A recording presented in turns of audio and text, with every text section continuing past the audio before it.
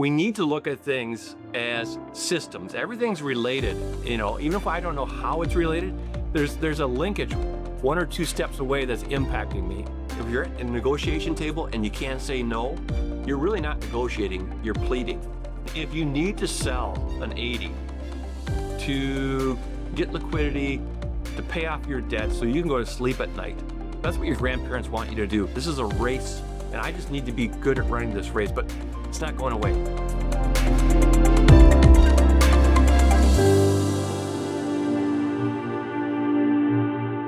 Well, welcome back to the Water Table Podcast. Thanks for joining us. Today, I have Dr. Michael Swanson with me. He's a chief agricultural economist and senior vice president with Wells Fargo Agri-Food Institute.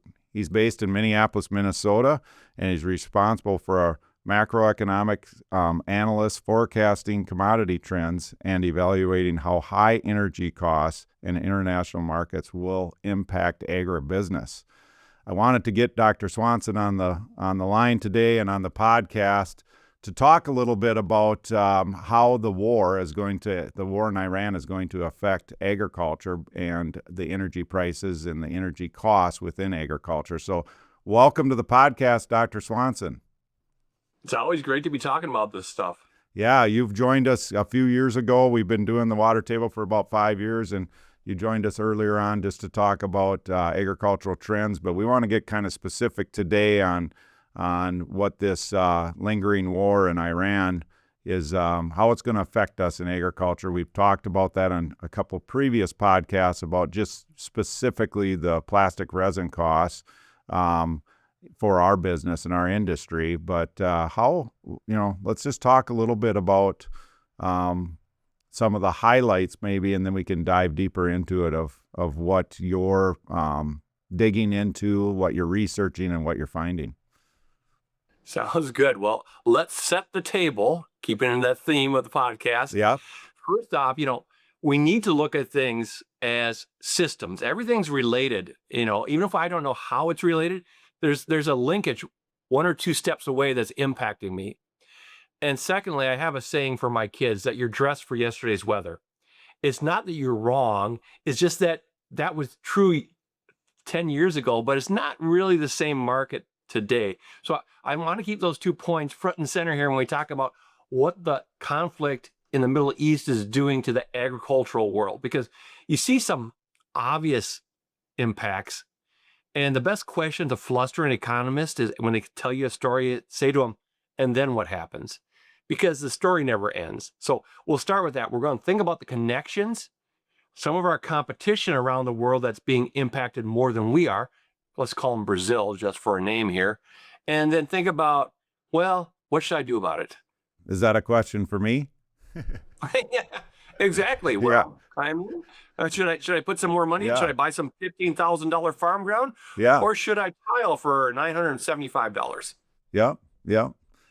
And it's interesting you say that, because just this morning I was out flying a little Super Cub that I bought, something that I've kind of had a dream of doing, of just having a little airplane that I can fly low and slow over the landscape and actually see what's going on from a different angle, really around what we do in agriculture and with water management.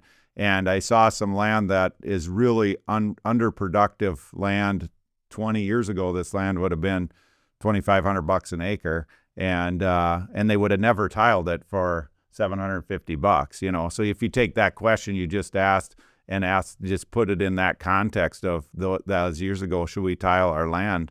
The answer would have been, why would we do that? Let's go buy more land for $2,500 an acre rather than tile it for maybe $750 back then, whatever it was. And so I understand where you're going on those questions, and that the story never ends, right? Because today that same land is $8,000 an acre, and it's not very good land, and it still hasn't been tiled because they're saying, this isn't that great of land. Now it's worth $8,000. Should we just sell it, or should we, they have other questions that come into play. I can give you the answer. Yeah, sell it. Put it into a S&P 500 ETF, even though it seems incredibly overpriced today. 20 years from now, you'll be doing so much better. But anyways, that's another story for Yeah. another day. Yeah, well, let's have that conversation too, one of these days on the water table, because that is another great conversation when you see, land that is selling in our area of central Minnesota in the 12s, 13s, 15s, and we all know those stories because we all see them in Iowa of $30,000 land every now and then, and it's crazy. Yep.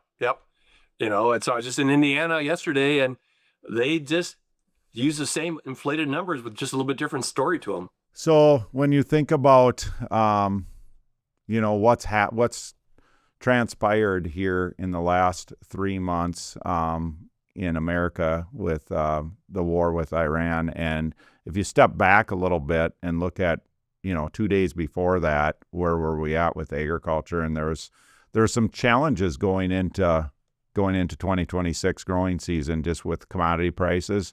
I don't know. It's time kind of goes kind of fast. Is it maybe the third year, or maybe even a little bit longer than that, of pretty challenging prices? And in some areas in 2025 got really wet, especially in the upper Midwest. I think more of the lower Midwest wasn't that way as much, but really wet and had some challenges, especially in specialty crops like sugar beets. But how, so we were thinking already about what's this year going to be like. We're going to probably need something to happen with the commodity prices, whether that's a drought or something else, to allow these farmers to make a little bit of money this year.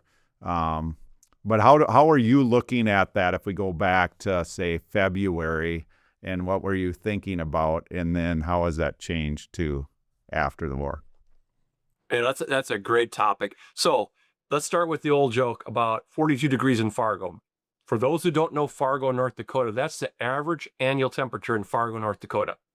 But let me solemnly assure you that if you dress for 42 degrees when you're in Fargo, you'll be miserable for 9 months and dead for the other 3. I was in Fargo last Saturday for the marathon. My daughter ran it, and it was like 90 degrees, and it was awful. So very different the other way, right? So Exactly. Okay, so let's go back. And there's another saying, the world's full of sayings, is it's not what you don't know, it's what you know that isn't so. So here's the narrative that we hear on the Wall Street Journal and New York Times.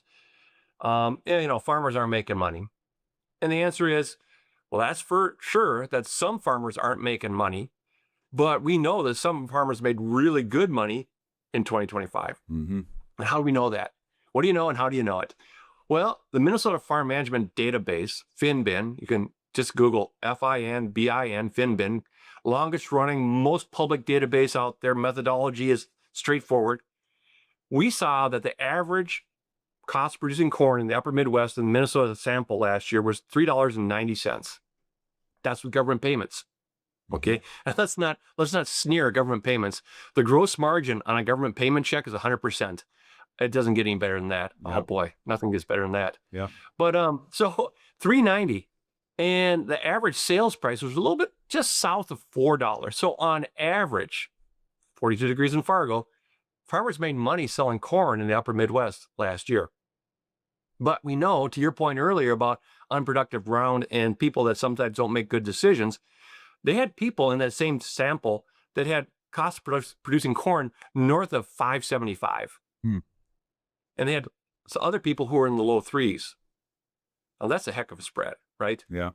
Yeah. And I can tell you, looking at that database for many, many years, that's never going away. And so we're looking at 2026 here, and there's an awful lot of farmers who have made decent land contracts. You don't get it for free. You're never going to get it cheap unless you're taking advantage of your elderly neighbor, which I don't recommend for your immortal soul. They also contracted their, seed and their fertilizer, at the right price. They got their equipment in the right thing, and they're good operators. They're going to get good money here in 2026. Yeah. They probably wish they would have sold a little bit more aggressively earlier in the year, but they're going to make good money. Now, you pop open your browser right now, look at the CME, look at the corn contracts, 2027, 2028, and 2029. You have, let's just say $5 corn for an easy number on the board. Yeah. If we had a $3.90 break even in 2025, How can't you lay off 50% of your corn, expected corn production at $5 and take away a lot of risk in your life? So I'm going to go back and challenge this view that's currently out there in the market, is that nobody made money for the last 3 years and you can't make money at these prices. They're very true for poor operators. And we know the stress. I'm not going to, some of these people are very, very stressed. If somebody's stressed about farming right now, here's a very serious comment to them. One is, you're probably sitting on some very valuable land, and don't let the ghosts of your grandparents stop you from doing what's right. Mm-hmm. I mean, if you need to sell an 80 to get liquidity, to pay off your debt so you can go to sleep at night, that's what your grandparents want you to do. They're not concerned about you buying another 80 so you can brag at the coffee shop about how big you are. So if you're stressed right now in your agriculture and things aren't working because everything's not working for you, look for an exit strategy that will take care of you and your family, because that's what your family wanted you to do, when they gave you that ground. Yeah. Now, that's one segment. It's a pretty small segment, but they're out there. So hopefully they get the help they need. But for the most part, there is an opportunity to make money in this market. We have incredible demand for biofuels right now, both renewable biodiesel and ethanol. They're just churning through an immense amount of crops. We're producing an incredible amount of pork and poultry and beef, and they're just consuming an immense amount of corn. And we still have the export market. So we're going to burn up a lot of corn through those three major sources. And so we need these farmers to plant this corn and get it done. And $5 corn is in the upper quintile, upper 20% of historical pricing. You can make money. So I'm going to challenge the current prevailing narrative, just because diesel prices are high and diesel's not your major expense. And some of the other things, fertilizer, yeah, but 2022 was horrible for the fertilizer. Yeah. You can make money. You can make money if you do it right. Okay. Well, that's a great segue into what is, 2026. A lot of the inputs were bought before any of this started. And so kind of what are you guys looking at as a longer term, at least into 2027, on some of these costs, whether it's diesel, fertilizer, we're talking about plastic resin and in our business, those kind of things. But, some of the things we're hearing about or concerned about is just as anything that stockpiles of resin in our business, or any fuel that's the governments have, those kind of things are all being used up, and we're getting to be just kind of day to day. Well, how is that really going to affect us in your mind? Like, does that mean as it'll be more volatile on a day-to-day basis, but not necessarily more volatile over 3 months, or is that not the right way to think about that? I'm going to go back and kind of ask about those numbers again. Okay, so just in really rough numbers, right now the United States produces about 13.5 million barrels of crude oil per day, all-time record. Just outstanding. And we have about another 10 million barrels a day of biofuels, and then a big piece, about almost 8 million, is what we call natural gas plant liquids. So you put those two together, and we have 23.5 million barrels of that crude oil production per day. We only need about 19.5 domestically. So that leaves us about 4 million that we can take out to the world. And right now we're supporting our friends and allies by exporting maybe 6 million barrels a day. So we are kind of chipping away at our stockpiles. They've been releasing fuel from the Strategic Petroleum Reserve. Some of the commercial numbers are a little bit lighter, but not that much lighter. And so the question is, let's say this thing stays as it is, can we ramp up, another million barrels in the next 12 months? The answer is probably. These guys can drill like nobody's business if given an incentive to. But they're also concerned they don't want to drill a well on $100 crude oil futures and then pump it at $55 like they were last November. Yes. So, and then you take a look at the resins and stuff like that. It's kind of interesting. That's an interesting market. I mean, because it's very global. The Chinese like producing resins.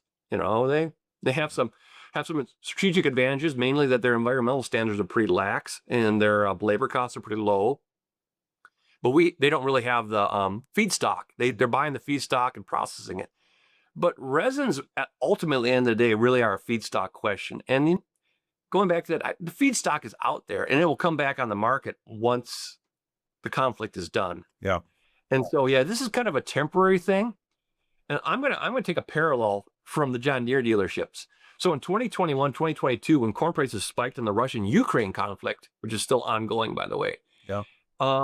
any John Deere dealership that had flooded their pad with trade-ins the year before, randomly, suddenly was the smartest guy in the block because he had all sorts of used equipment priced up 40%. Yeah. Well, when the market turned over, well, anybody with a heavy pad of used equipment that they paid too much money for was suddenly marking it down big. I think anybody with a stockpile right now that's marking it up and making good money on it should be very prepared for the very classic whipsaw when it comes back the other way. So don't get overly excited and stock up everything you possibly can, because these markets are born to make me look foolish. And so whatever I think, they're going to make me look dumb. Yeah. Yeah. Yeah. That's I think good advice. And that's, the feedstock question is such a challenge in because of you said it, but because it's a global market, China's having to buy their feedstocks to then make resin in China, and they're having challenges getting those feedstocks. So at this point, they're buying some resins from the U.S. and from other places. So there is really a current bottleneck in several different places. But before this conflict happened, the supply of feedstocks and ultimately of resins was very strong. Like probably, I don't know if I want to use the word because I don't know enough about it, but overproduced. But it was it was very strong, and there were some historically low prices in that market. So at what point does that straighten out and get back, and how fast? Those are really the questions. It will happen, obviously, but are we looking at 6 months? Or are we looking at 18 months? Those are things I don't really know. And again, part of the beginning of that question was a lot of the materials farmers need to buy, whether it's seed or chemicals, that was all bought pre-war for 2026, or at least a lot of it. But how does this impact as we, I think a lot of people, including myself, thought this conflict would be over by now, and now we're 90 days in. So if this goes another 90 days or whatever it might, how does it impact 2027? Because it's starting to look like it will, where at one point you didn't know that. It's starting to look like it will to some point. So let's look at some of the numbers. Yesterday's market closed on the West Texas Intermediate contract right in the $93 a barrel range. And you look at where the natural gas contracts are. I'm not going to have the number off the top of my head, but that's the, feedstock for resin, all that stuff. Are those really, really high numbers? I mean, they seem high because we had a dirt cheap $55 a barrel West Texas Intermediate last November. Mm-hmm. But that was such a low number. People were talking about not drilling more wells or moving more product. But if you can believe this, go back to 2008 when China was blowing and going for the Olympics in 2008. We hit $140 a barrel for the West Texas Intermediate. Mm-hmm. Think about that historically. $140 almost 20 years ago, compared to everything else, that just crushed everybody. But today, low 90s, is that really a diesel price and a fertilizer price that's going to really crush this market? Or is it simply take some of the profitability out of it? I'm going to go with the second. I think it's take some of the profitability out of it. But I'm going to circle back. The biggest problem most people have right now is cash rents are too high. So let's just take some Midwest numbers here. Let's say you're paying $250 for a cash rent, which is kind of right in the ballpark. And you have $5 corn. Well, think about that. If you divide $250, by $5 corn, you can say, well, how many bushels am I really giving away, right? And you're giving away 45 bushels there. Can you afford to give away 45 bushels? Well, if it's 235 bushel corn ground all the time, yeah, you can. That's a good rent. But if it's 170 bushel corn ground just west of Berry before you get to Sisseton, Yeah, I wouldn't do that. That's not going to work very well. You're going to be in a hurting spot pretty quickly Yeah. with the input that we have today. And yeah, I mean, so so the cash rents are too high depending on that. But I guarantee you're not getting 250 cash rents in northern Iowa either. I mean, that'd have to be a family deal if you get in that. So until we fix the cash rents and the machinery side, the two biggest expenses right now, it's kind of tough to blame fertilizer and seed costs for anything. That's my takeaway. Well, yeah, and we can talk about that for a minute, because I'll argue with you a little bit on how are we ever going to fix cash rents if two things don't happen, or maybe one of the two, but either taxes per acre have to go down because they go up every year, and Candiai County tends to be a higher tax county, but we're talking in the 50s and low 50s to high 50s dollars per acre tax now, and then just the cost of the land. If it doesn't matter how people look at it, doesn't matter if they paid $500 an acre for that land in the 1960s. If it's worth 10,000 now, they want a return on the 10,000, not the 500. I hear you. I remember sitting out watching the TV in the 1970s as the state secretary was talking about property taxes. I mean, this is a perennial subject. Yeah. But what the states think is, well, I got a mill rate and I'm looking at the average value of the ground, so why can't I get $50 per acre, right? Yeah. So that's, I mean, Candy Ojai, you guys roll pretty rich out there. I mean, you got some Cadillac services in Candy Ojai. Yeah. But it's true. It's true. So, but here's how you fix the cash rent market individually. Here's an old saying: if you're at a negotiation table and you can't say no, you're really not negotiating, you're pleading.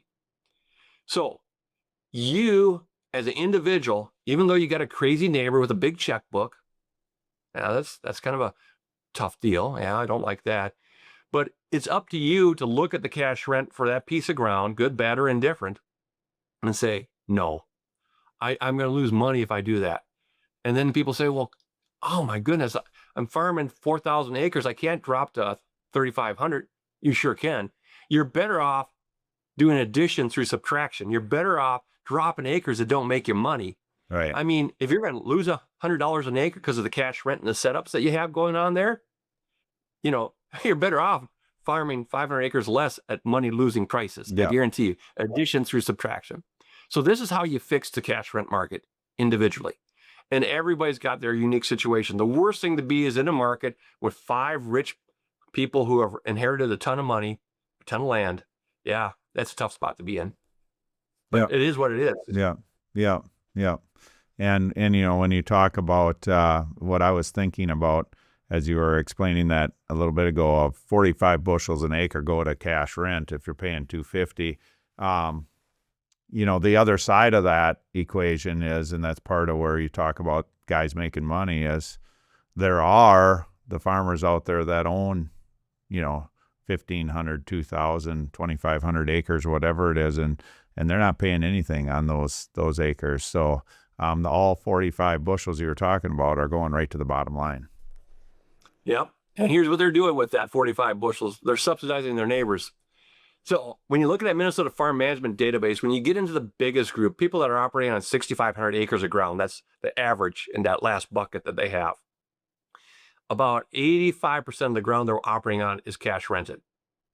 So even though they do have, 1,000 acres owned or 1,500 acres owned, a big operation, all they do is take that money and simply subsidize their other 85% cash rented markets.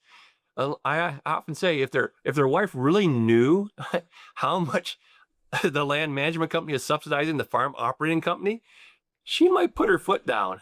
Yeah. And I think it doesn't help nowadays that you can do so much work in so little time. So it's like, well, why not take on that piece that's attached to this piece we own over there? Yeah, it literally might take you an extra half a day to plant it, on 80 acres or even 100, 160, maybe another day, whatever it is, So it's like, why wouldn't we do that? I think there's a lot of that happens too. Yeah, well, there's an old maxim in banking that you do your dumbest deals for your best customers.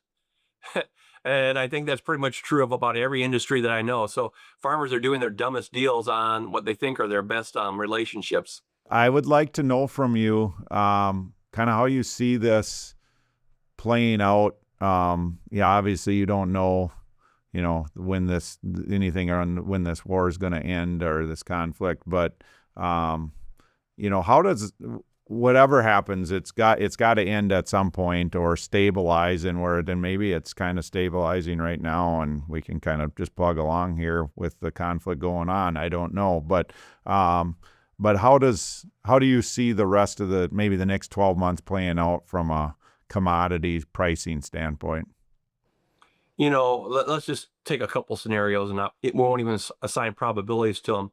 One is, the conflict ends today, and all the non-Iranian resources come back online. The LNG gets going to India so they can start producing their urea again.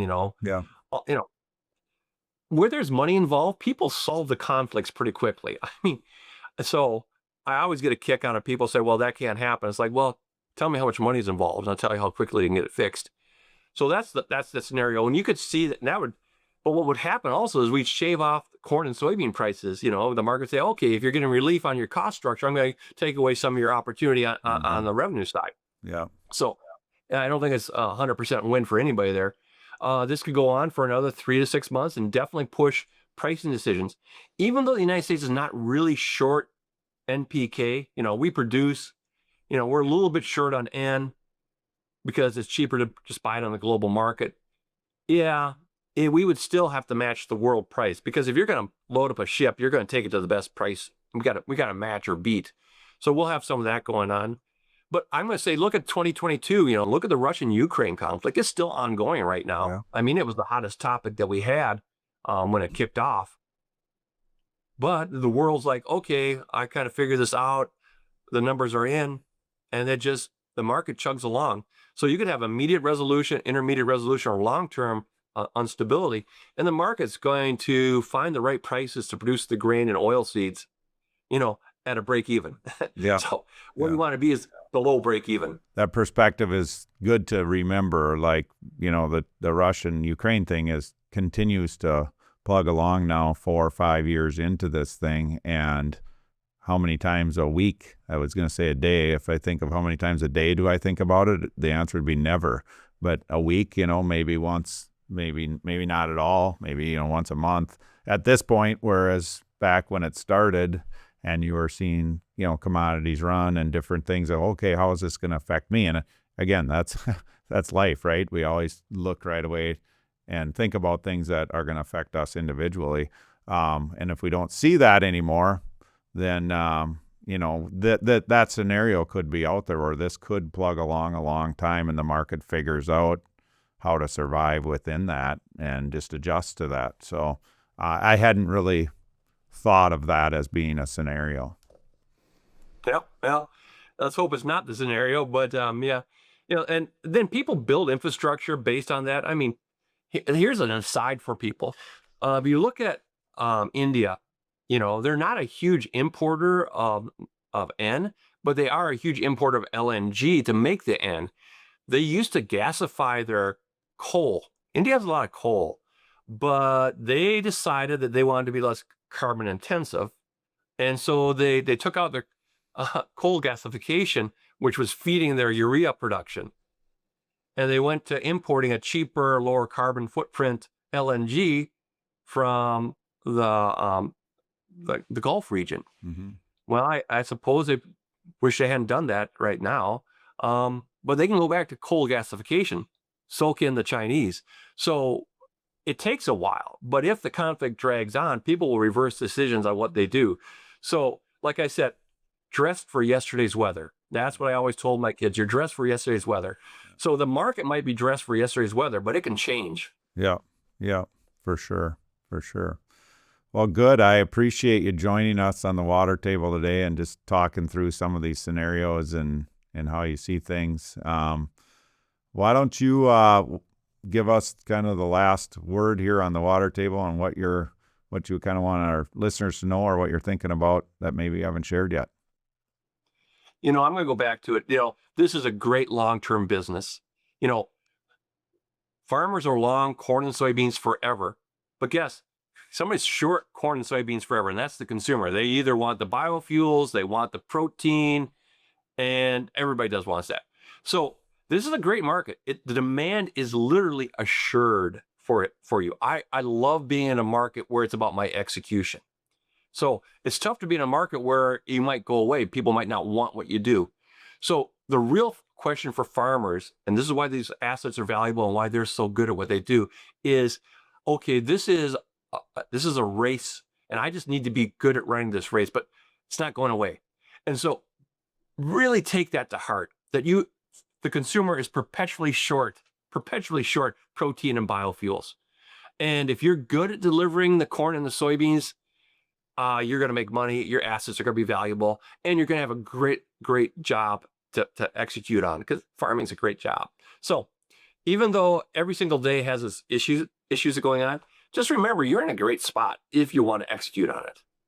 Yeah, I appreciate you kind of leaving us with that. I think it's motivating and inspiring to our consumers of the Water Table podcast, and just know your job out there, everybody that is in our industry, and not everybody, but most of us love being in the industry, love living on the rural landscape and all that that benefits you for doing that. But it's about you executing. If you execute, you can do this for your career. So your family will do it for 20 generations. Yep. So appreciate the time, Dr. Michael Swanson, Wells Fargo Chief Economist. So thanks for joining us here on the Water Table, and we look forward to visiting more in the future. Sounds good. Have a great summer, everybody. Yeah, thank you.